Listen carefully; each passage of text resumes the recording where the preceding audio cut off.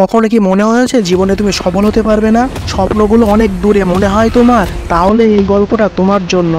একদম এক সাধারণ মানুষ, যার জীবনটা শুরু হয়েছিল এক ভিন্ন পথে, কিন্তু ভাগ্যের কি পরিহাস দেখো, শেষমেশ তিনি হয়ে উঠলেন ভারতের অন্যতম মিষ্টি স্পিনার। হ্যাঁ, আমি বলছি বরুণ চক্রবর্তীর কথা।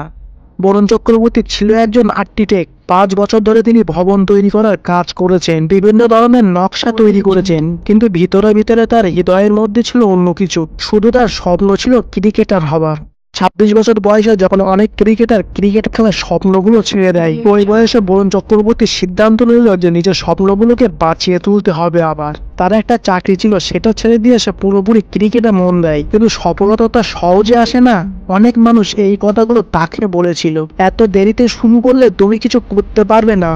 বরুণ তো তাদের কথায় কান দেয়নি। তাহলে তুমি কেন কান দিচ্ছ সেই সব মানুষদের কথায়? তিনি প্রতিদিন 8 থেকে 10 ঘন্টা শুধু বোলিং প্র্যাকটিস করতেন, নতুন নতুন ভ্যারাইটিস শিখতেন। একটা সময় ভারতের হয়ে উঠলেন মিষ্টি স্পিনার। 2019 সালে আইপিএল নিলামে তার প্রথম দাম ওঠে 8.4 কোটি টাকা। পাঞ্জাব তাকে দলে নেয়, কিন্তু দুর্ভাগ্যবশত তিনি একটা ম্যাচ খেলার সুযোগ পেয়েছিলেন সেই দলের হয়ে। এখন কি তাহলে গল্প শেষ, নাকি বরুণ এখনো হাল ছাড়েনি? তিনি ফিরে এলেন 2020 সালে কলকাতা নাইটের কাছে।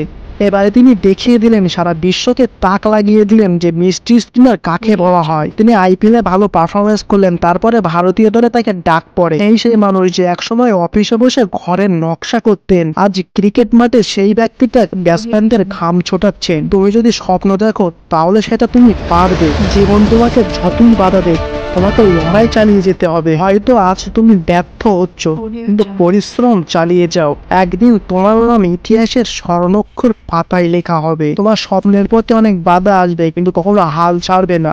আর বরুণ চক্রবর্তী পারলে তো তুমিও পারবে। আর একটা ভিডিও তৈরি করতে অনেক পরিশ্রমের দরকার হয়, আর সেই ভিডিওটা তৈরি করে তোমাদের উপহার দিচ্ছি। আর ভালো লেগে থাকলে একটা লাইক করবেন, একটা শেয়ার আর একটা সাবস্ক্রাইব।